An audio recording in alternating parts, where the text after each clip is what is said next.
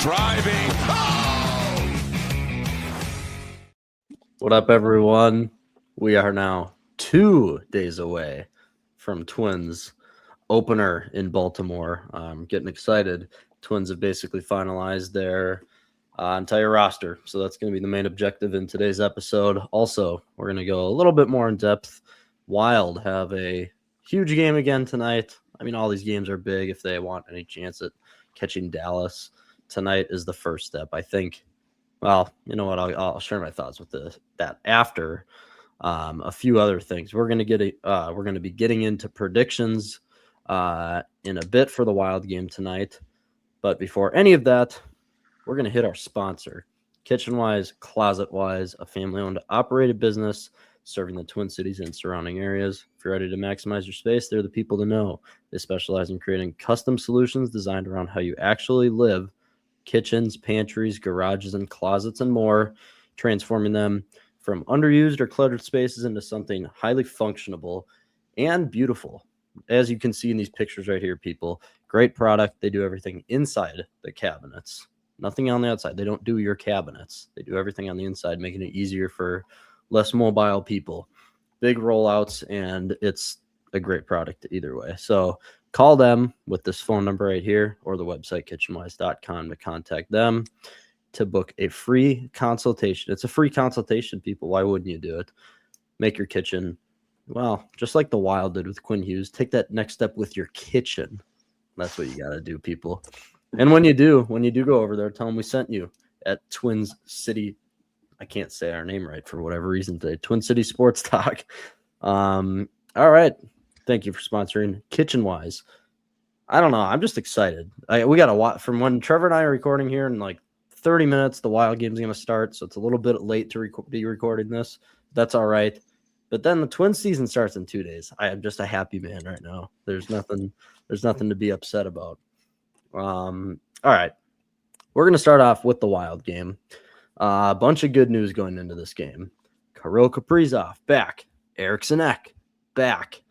These lines tonight, this Wild team is basically, except for, now I'm just kind of blanking on who's injured. Marcus Foligno, which he's also working his way back soon too. The Wild are getting healthy at the right time for this late playoff push.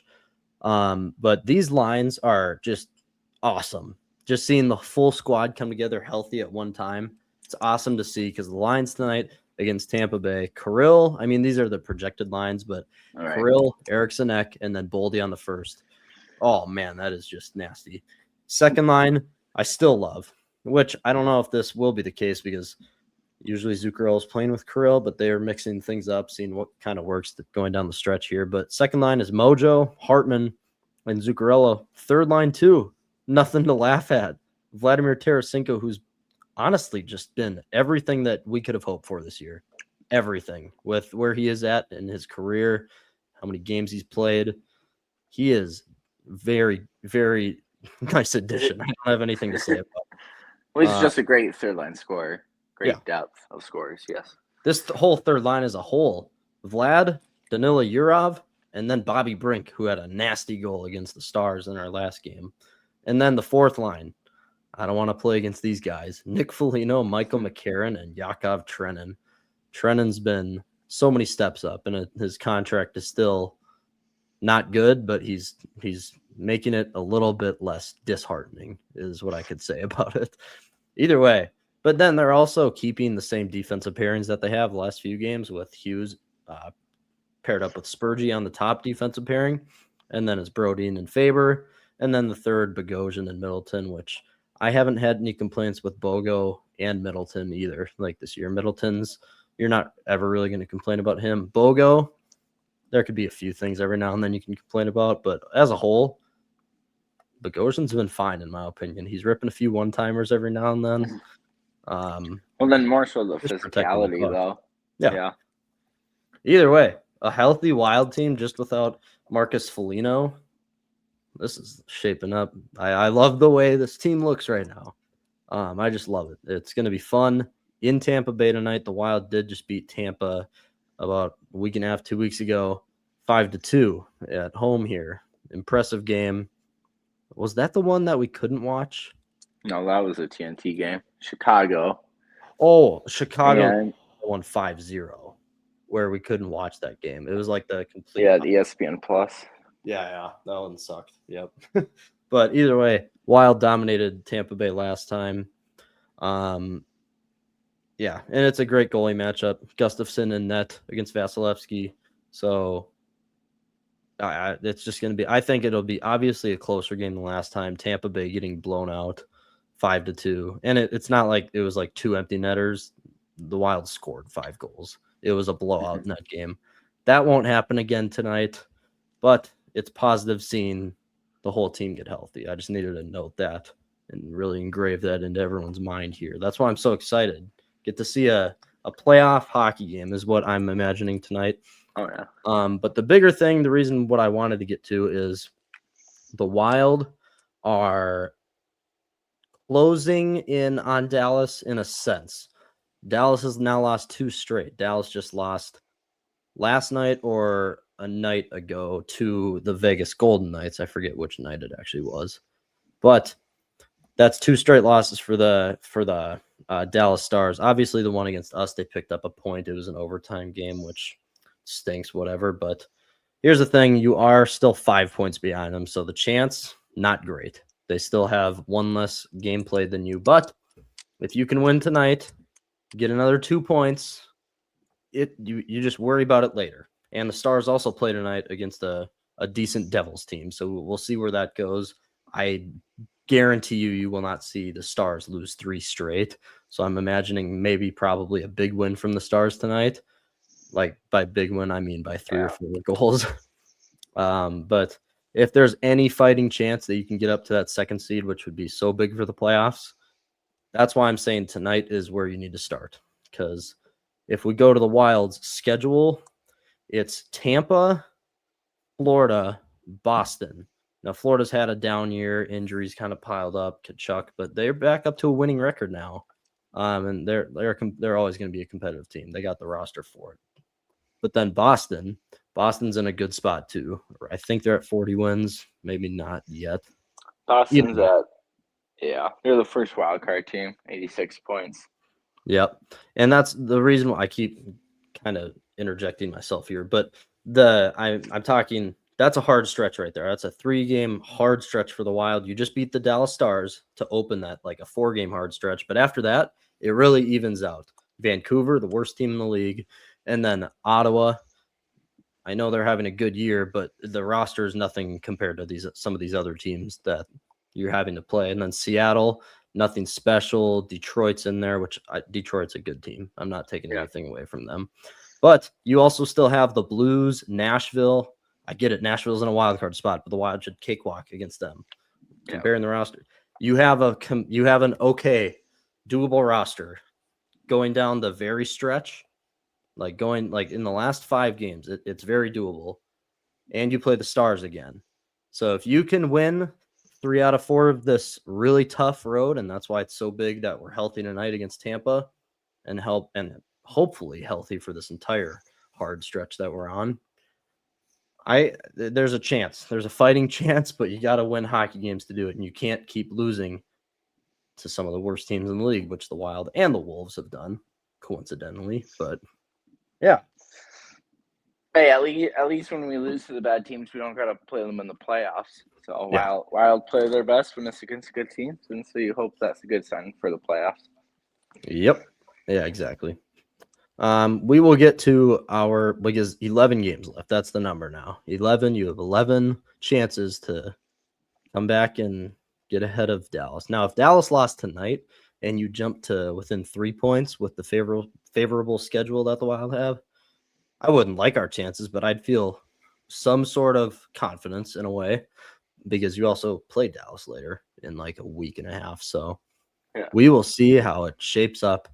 As for our predictions, we'll get to those right now. Do you want to start, Trev, so you can snipe me for like the millionth time? No, because I already know you don't got my predictions, so go for it. Okay. I am eating that Kool-Aid. I'm eating that cake, whatever you want to, or drinking the Kool-Aid. You are eating Kool-Aid. Good luck. The Wild healthiness Kool-Aid it's like a medicine. It's like one of the liquid medicines you're given as a child, right? You know what I'm talking Sure. about? Yeah, okay. No.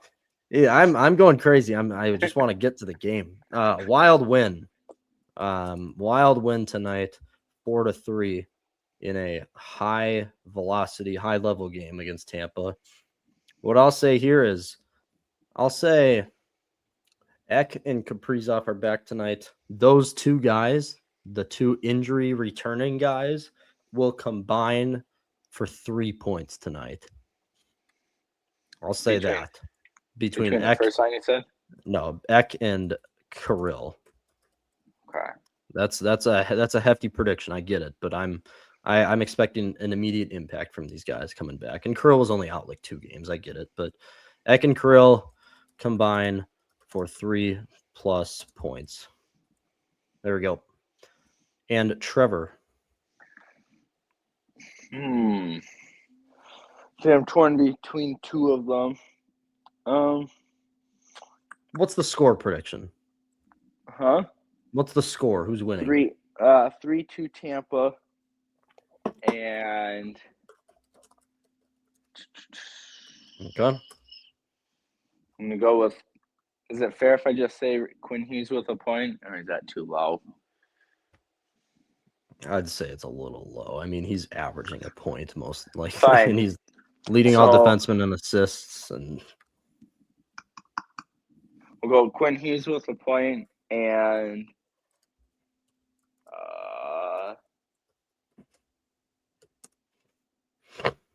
Bobby Brink with a point. Okay. Brink.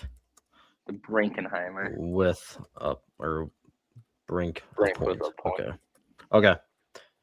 All right, perfect. There it is. Now watch the Wild just get completely blanked. Hopefully. Vasilevsky does what he does best, shut out both of our predictions out the window. Either way, there's our standings right here. Trevor's just sticking at the 10 points behind. If he gets a score tonight, though, that'll be a good step towards success right there. Plus, if you paid attention to our March Madness that we have going on in Twin City Sports Talk here, this is what we did here. It was bracket percentage of the winners, like as a whole. We're not going to know that. I mean, Trevor is way ahead of me, so I need a miracle. I will say I don't understand this bracket. Somehow mine is at 90. So my rank in New World is 143,000. My percentage is at 99.5. Yeah.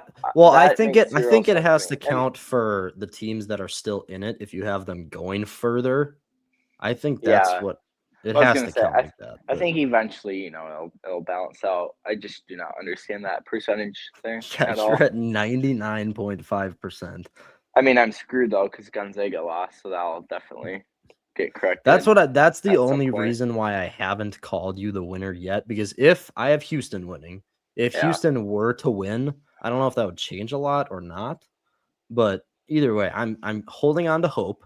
Trevor did win the round of 64 percentage winner by like 4 games. So we're not going to put those points in yet, but Trevor has a few points coming.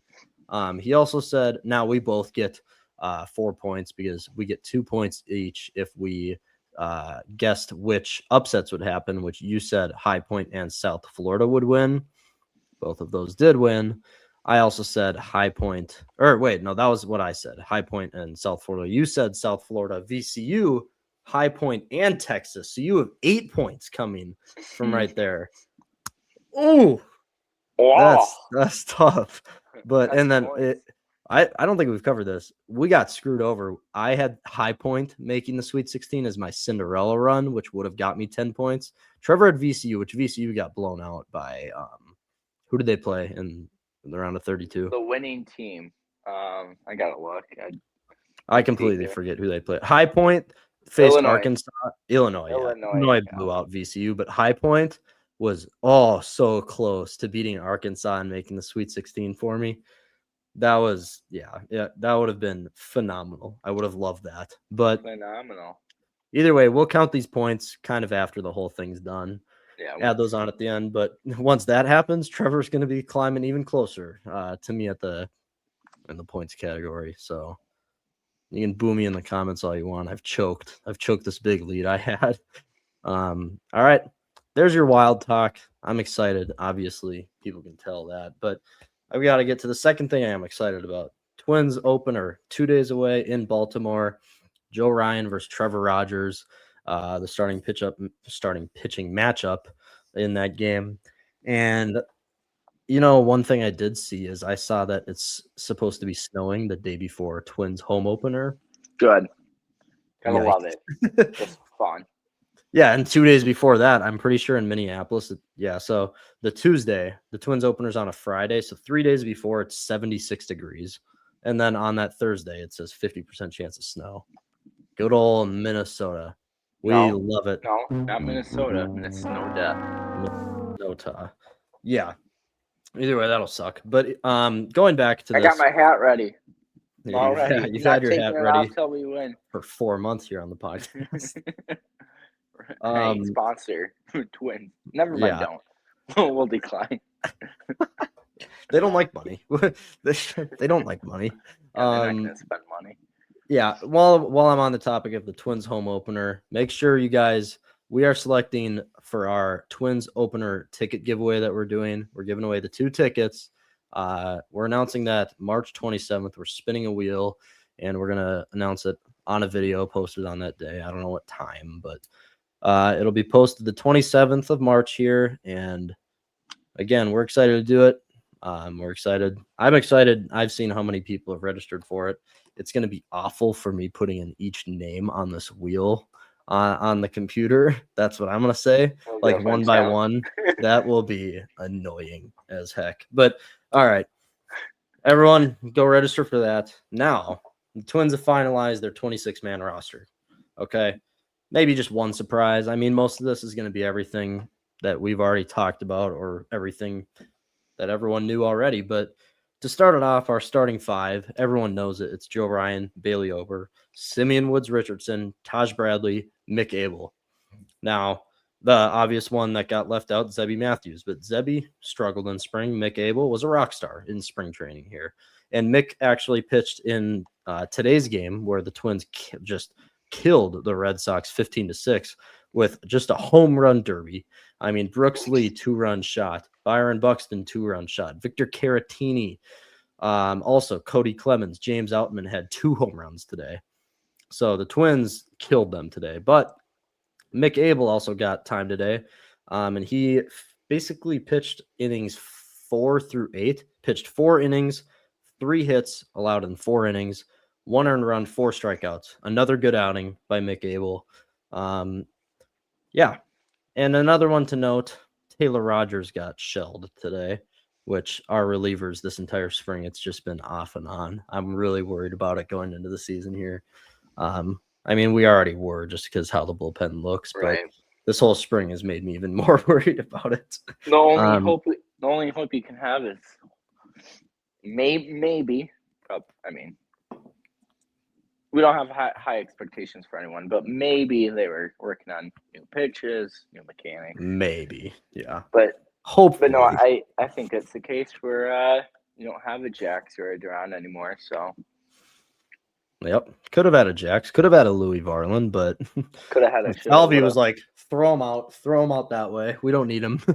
And then they had the audacity. Well, no, not Salvi. He did it, but not by choice. Well, yeah, okay. Yeah, you just want to, But then they have the audacity to say we're going to compete this year with this amazing bullpen. AAA, we will. It's the Saints. Everyone go to St. Paul. CHS Field is a good field, though. They have that for marketing. Talking about the bullpen, Taylor Rogers, Anthony Bonda, Justin Topa, Cole Sands, Cody Funderburk.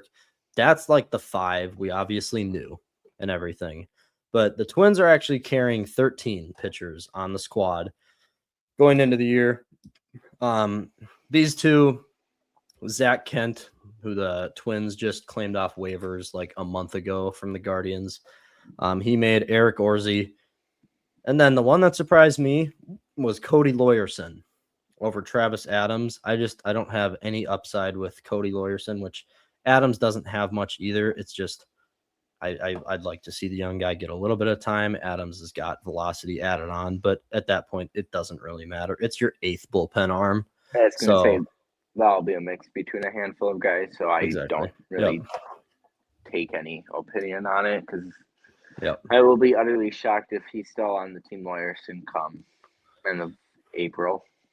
I'm surprised he made it over. Dan, remind me, I don't know if you Altavilla, is that how you say the name, right? Or is it Villa? Yeah. Either way, he had a really good spring. Dan, really good spring. Was he on the 40 man though? I don't know. See, that's I think that's it. I don't think he was on the 40 man. So then you got to put someone. Let me check very quick. Yeah. I want to check very quick because if he was, then I'd be very confused about it. But I'm assuming he wasn't. That's I don't think he was. But yeah, that's what I was gonna bring up is because I don't think they would leave him off if he was. So yeah, John Klein's on there, Marco Raya, Kendry Rojas, Andrew Morris. Yeah, no, he's not on there. But so yeah, that makes sense. But he'll probably get some time sometime this year. Right. With this bullpen. But there's your 13 pitchers. Starting pitchers, I feel great about. I love Mick Appleby in the 5. Sim is going to most likely give you another 4.05 ERA, which I'm completely fine with, to be honest. Taj Bradley, a lot of upside, still young, 25 years old. Bailey Ober, it sounds weird saying it, but my number 2 is the only one I'm genuinely worried about.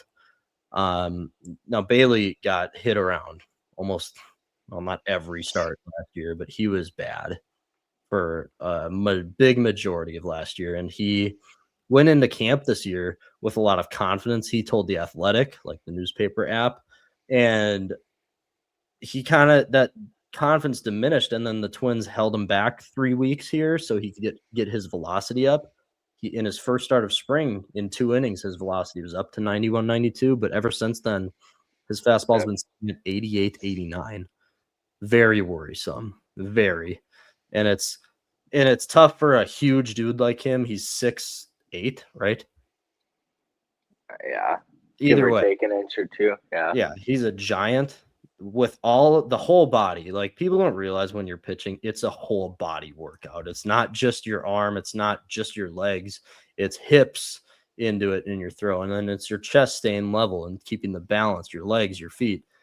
For a big dude like that, that's a lot going on and a lot to kind of get control of, I can say, but it wears out a dude. So I'm worried about that. I really am about Bailey Ober being the 2 here. So, which is weird. I'm calling the number 2 guy the only dude I'm worrying about, but I think it makes a lot of sense, and I am worried about it. Well, the thing is with Ryan. No, I didn't even mean Ryan. I don't know how I came up with Ryan. Brad, I don't even know how I came up with him.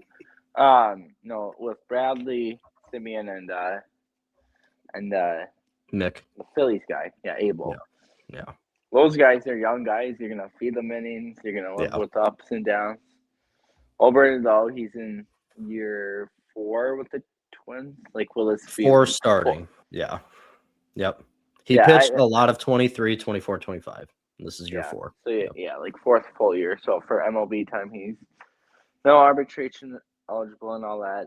I don't know. I think I really don't have faith in this team. The more and more I kind of think about it, I get the AL Central's a crapshoot. But even if all 4 teams besides Detroit, assuming Detroit is going to be the team that wins the division, even if we're lucky enough to compete in second, it could be such a wide gap too. I think it will be 10 plus games. Unless we easily exceed expectations, I would just much rather. I'm just looking forward to this year I want to see a lot of progress from the younger guys. Well, that's what I'm saying. Yeah. So trade away Buxton, you can 50-50 it with them. I'm on the boat of if I had to lean more than one way rather than just doing the 50-50, I would lean to trade him, which hurts. Yeah. But given the injury history and you can still get good value for him, get it now before it's like a Mike Trout situation. Mike Trout could still be traded, and there's a good chance he still will be. But what the Angels could have got from 4 years younger Mike Trout, like 4 years ago, or 3 years ago, or 2 years ago, compared to now, Trout, Buxton, talent's there. Buxton's not Trout, but point being, injuries derailed. Super great talent. You flip them before. Now, okay, the value question. goes down. For your opinion here, I actually wanted to bring this up either way. This was good. It came up organically. If Byron, like this is the time to trade him, if you will. If Byron is healthy all the way up until trade deadline, and say he's batting 280, and by trade deadline he has 23 home runs and like 18 stolen bases, a great like stat line by that time. What do you like? I think they need to think about trading him. A lot of people will say he needs to be a Twin for life, which I get. It's great to keep the guys around, but at trade deadline, especially in the MLB, teams overpay. Mason Miller, Tanner Scott. Yeah, the Marlins got the Dodgers' 3rd, 5th, 7th, and 11th prospect back for one reliever. But what's your question? Well, like my question was like, what do you think Twins could get for him if he stays healthy? That's the main thing. But a full year last year being healthy, and then like a half season now being healthy, and his contract is doable for a lot of teams. It's not. Oh yeah, that won't be a problem. So, and teams over. That's like, I mean, you know this, but just kind of explaining it. It's so hard to answer that question because it all depends on what team's farm system you're trading with too. So like, say the Dodgers were set to acquire him. Dodgers don't have so many. A lot of their top prospects are young guys, like guys that aren't expected to be in the MLB till 3-4 years from now. But if you trade with I'm trying to think of like a good team, but with also a good mix of young talent.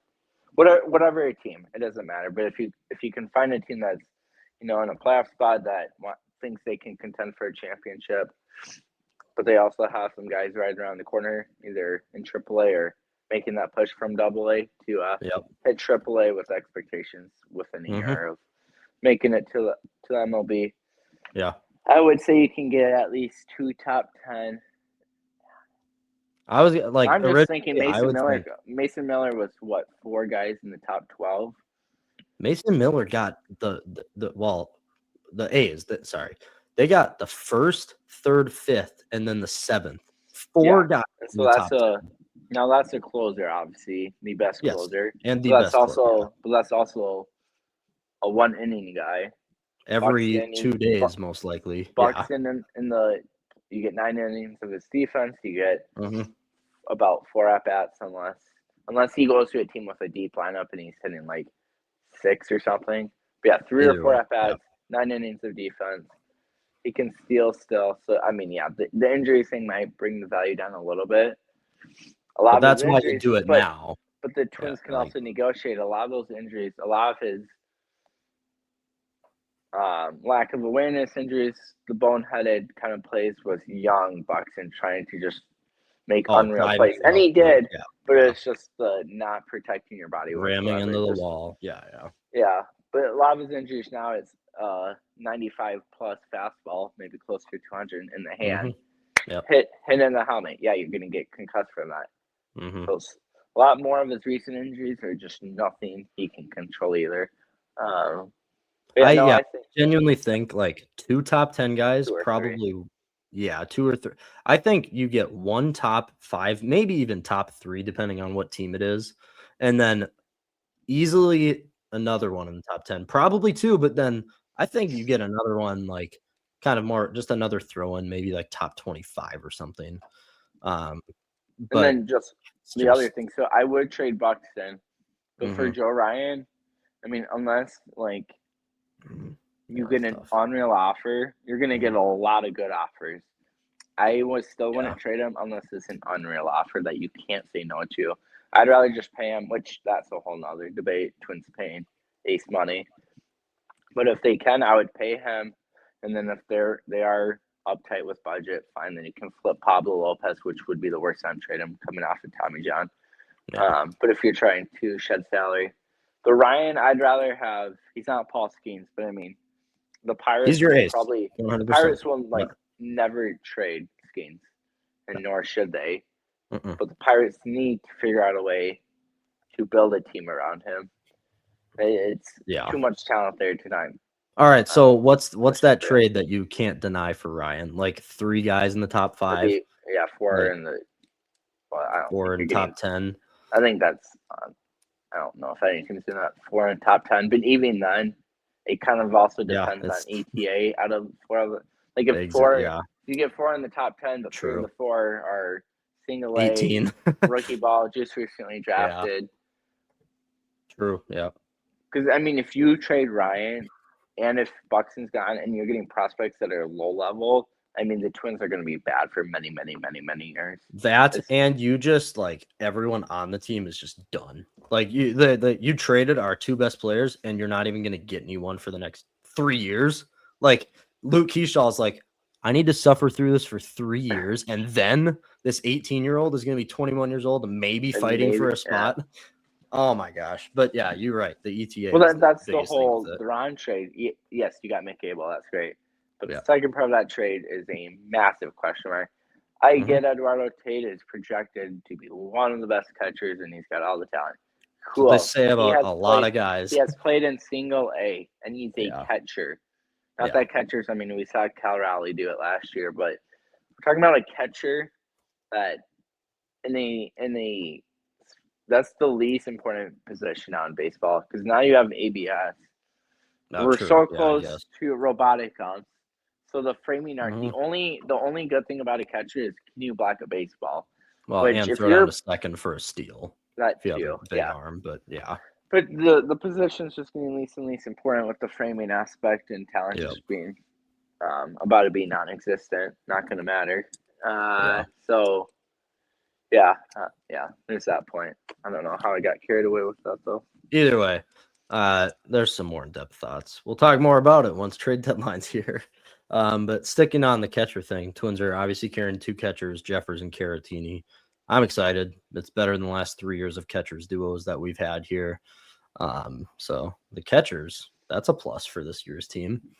But other than that, all of the fielding, and then Jackson too, being your first qualified catcher, just kind of the potential and the upside. Yeah. Even though he's been a bust, there's plenty of.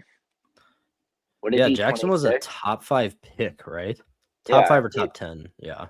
No, he was inside like the top 5, 6 at like the highest number, whatever you want to call it. He didn't go 1 or 2. It's like 3, 4, 5, or 6. I think. Either way, but he should have been better. But okay, I will say Alex Jackson did have a better year with Baltimore last year, maybe coming into his own. Let's see improvement in St. Paul.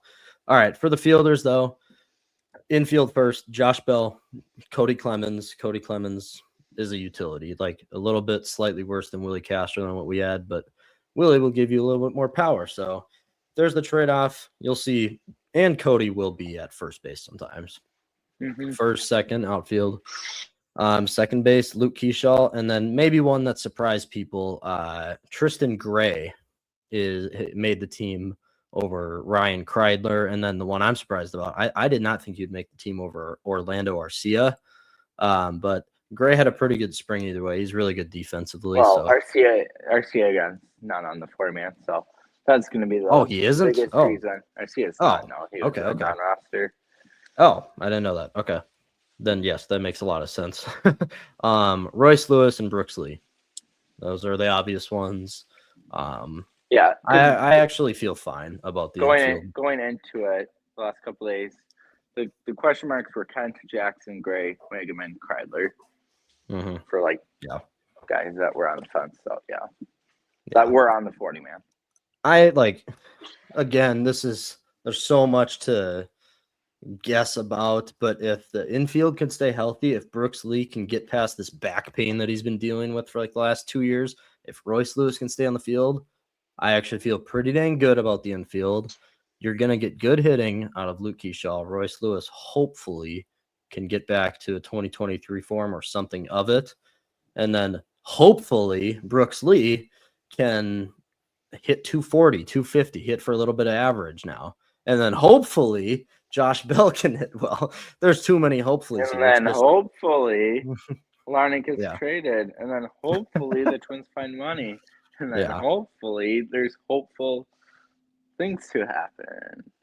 Yeah, a lot of hopefuls. To the outfield, Byron Buxton, Matt Wallner's in right. Trevor Larnach, James Outman, Alan Roden is not on here after a really good spring. Yet. But Austin Martin would be the last one, right? Yeah, utility outfielder. Yeah. Mostly outfielder, yeah. Martin should be pretty much past this concussion he suffered like a week and a half ago.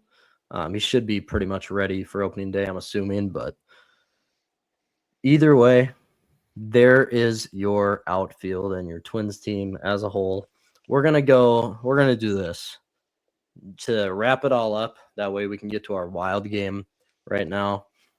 Last thing we're going to do, we're each going to give a grade for each position group. So starting pitchers, just a grade, like an A+, a D-, an F-.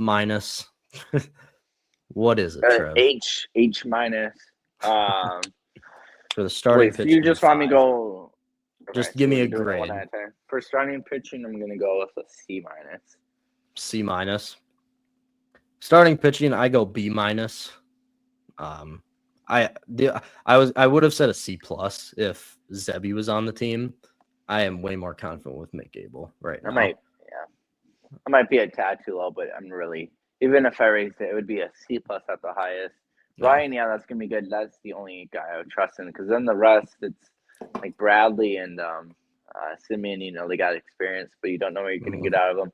I'm not saying they have to be anything amazing. If you have your ERA right around 4, just above, just under, I will live with that for them. And to make Able, I mean, he did struggle in his sample size last year with the Phillies and then Twins. So we don't want to be too high on him. Yeah, he's still extremely young. Yep. So I'm not. Well, that's the thing. He's not extremely young by any means, too. He's the same age as Bradley. He's 24, 25. I forget. I would say that's young, though. It is young as a whole, but like he's not extremely young. It's not like he's like a 21-year-old that made the roster. That is still young, though, because I mean, how many pitchers do we see 22 and under? Oh, I'm not. Yeah, I'm not. Yeah, I get what you're saying. Yeah. I thought you meant he was like 21 or something. I'm like, he's not. No, it's just because like baseball is the most oldest age prime sport. Yes, like your prime could be up till 34. Yeah. If you're whether you're a pitcher or position player, if you can stay healthy. Yep. All right. So B-, C-, bullpen. D-.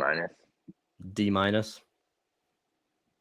Yeah, I mean, I'll just go straight. I won't go F because I'm sure there's probably some worse bullpens in baseball. But we're probably close with that.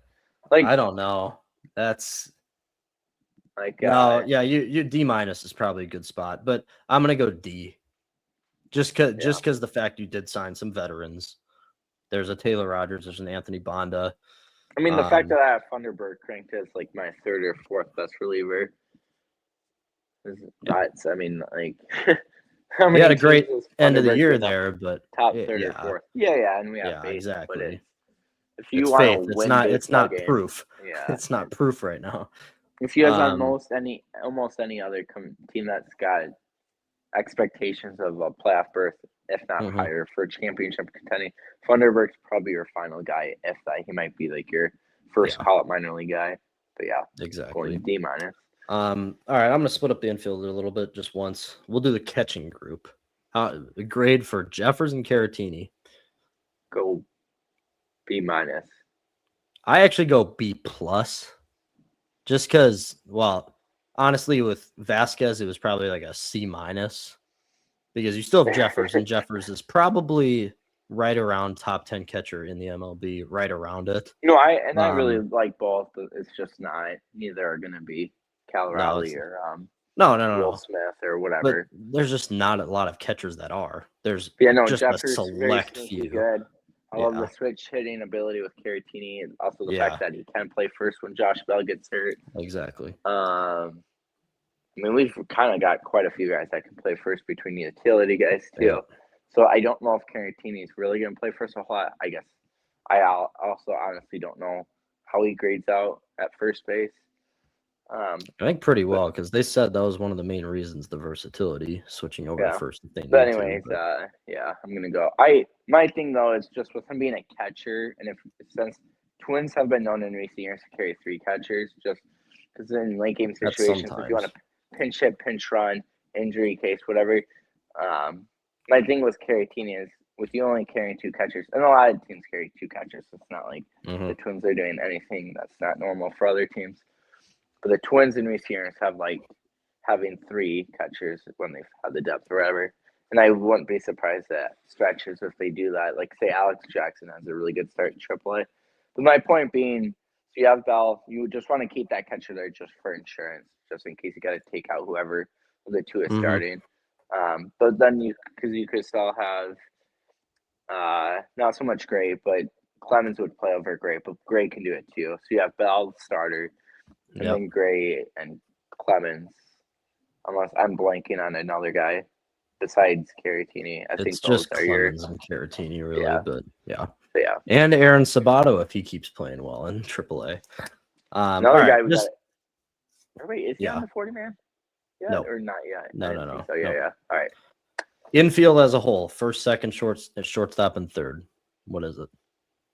You can't base this off health. You said all 4, right? You did. Yeah, all 4 combined.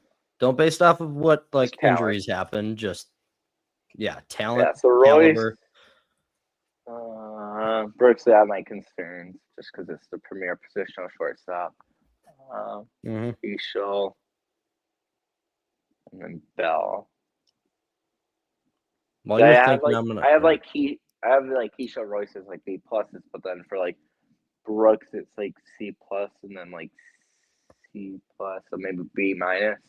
Yeah. For the I did Josh Bell as a C in my head. Yeah. Keyshaw as a B plus. I would do an A minus, but his defense is not there yet. He needs to improve there. But B plus for Keyshaw. Brooks I have as a C plus or a B minus. And typically there's good fielding second basemen, but I think majority of second basemen that's like your doesn't have to be great. Most a lot of second basemen are more offensive focused. Yeah. It's like kind of teams right fielders or left fielders. Yeah. Corner outfielders are just more offense than you're gonna get defense. So yeah. Then if you're talking to Royce, B minus. You're talking to Royce talent wise, I go A minus just because it's a great if he does show the talent he has. Yeah. Really good defense, really good bat. I'll go a B minus. Well, I'll go a B. I like I said, I'm confident with the infield and the flexibility at first base, like we just talked about in depth. All right, outfield. C minus. I'll go C minus. Yeah. I really hate just too many lefties, logjam. Buxton is the only reason it's like above in the D's. But besides Buxton, that's our only guy we have faith in the outfield. Between sweaty forehead Wallner, no defense Larnick, AAA talent Outman, guy that should be in the MLB Rodin. We're not putting him there because of poor roster construction. Don't want to have another lefty. And then at least he gets a substitution apart with Outman. But yeah, Martin can fill that role too, defensive and pinch running substitution. Buck's an A plus. Larnick is a C minus. Outman C minus. What? No, Outman's not a C minus. He's a AAA player. What did he hit? 130 for us? I get he didn't play a whole lot, but like. I get it. It's a month and a half. He's very, very fringe. Like he is fringe, but okay. He's I don't know. You can't he did not prove it in the MLB, but he had a very, very good year with LA. It's the Dodgers. You're being carried up by an amazing team no matter what. But he had a really good year. He hit 250 and like 24 bombs. That's better than any year Trevor Larnick's had. But But also, I'm not saying he's better, but no, and I know he had that 1 year with the Dodgers. But also and that's why I can't say he didn't prove it. Yeah, exactly. And then because now he goes from Dodger coaching staff to Twins coaching staff, so it's okay. Fine, I'll do Outman as a D plus. Does that make you happy? All right. Yes. Wallner is a C, nothing above until he can hit 220. And then Martin is a C. Yeah, it's got to be a C plus or a C for the outfield. C minus. No, just because it's carried by Buck so much. One of the best players in the league. I get it, but it's just I can't. All right, let's rank our DH. Oh, Larnick F. Larnick. Can't hit a breaking ball. I'm gonna go E here. Or wait, all right. No. No, that's higher than F. Yeah, not E. There's no E grade in school. No, I know. I had it flipped in my head. I was thinking E for a quick second when the next after F. Yeah, but then I'm like, wait, no, it's not. Yeah. Your brain is fried. Yeah. Either way, people, there's your Twins team. You feel confident? No, 65 wins, like I said. We don't either. Hey, we'll have all of our predictions. We're going to be going in depth with the divisions tomorrow. It's a full MLB prediction video along with the Wolves game tomorrow night. But for right now, Tiger Woods is making his return to golf tonight. I can't wait. Tiger Woods. Who's that? After his back. I'm just kidding. After his back. How after long his was back surgery. Basically a whole year now. Because how many times has he done this like comeback thing? For people that know, I don't really watch golf. I'll watch it here and there. Like, it's just I've never got into golf. He's had many injuries. No, I know, but I swear it's ever since like his prime run ended. Between his injuries, why doesn't he just retire? Like, I don't know. Why doesn't he? I'm excited to watch him golf in TGL tonight. Off the, just I don't know. Anyways, oh yeah, because it's that weird like ESPN theme thing, right? TGL is fun to watch for anyone on here I'm not ripping on it. I'm just no. I know, but they hit it like a screen, right? It's the simulator. They do the putting because the only thing they do in person is putting, right? Yeah, and the green literally like shifts up mechanically based on the actual. Yeah, I think I've seen like clips on it. It's actually really fun to watch. Interesting idea. It's super fast paced though. That's because people would get bored of it. In a simulator golf league, they have to take the shots in like under 30 seconds. It's basically baseball now with a pitch clock. Yeah, because you don't gotta walk towards your ball. Yeah, you just step up and you basically don't even take a practice swing. You just hit. But he's making his return in the TGL finals tonight. Because his team Jupiter's in the finals, so I'm excited. And I'm not going to spoil this for Trevor because Trevor hates when I spoil beginning of wild games, like because he likes to catch up. But there has been a goal scored, and right away, 2 minutes in, there was a fight between McCarron and Corey Perry. I'll spoil that for you, but let's go. I got my prediction right. McCarron will fight Corey Perry. I get that both was right. your prediction. Yeah. And then one other thing, nothing Minnesota related.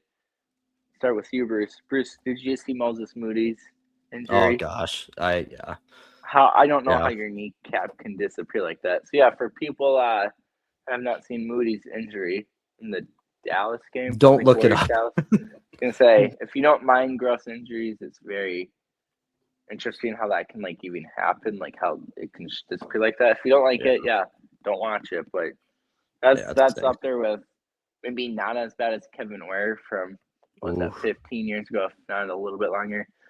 But it's like close because that leg was messed up. Who was the Alex? No, not Alex Gordon. Gordon Hayward. The opening night Celtics against the Cavs when Dwayne Wade went back to play with LeBron with the Cavs. It was the opening season in 2018 where he went up for the layup and the leg just went completely. Oh, Hayward. I remember that. Yeah. And then there's the Paul George one too when he hit like the base of the hoop. Yeah. Don't look it up if you don't like it. I'm okay with it, so I look it up. we're weird. Either way. All right, people, we get to our wild game. So keep up the support on YouTube. Love to see the subscribers keep going up. Instagram, TikTok, and Spotify. Go follow all of those.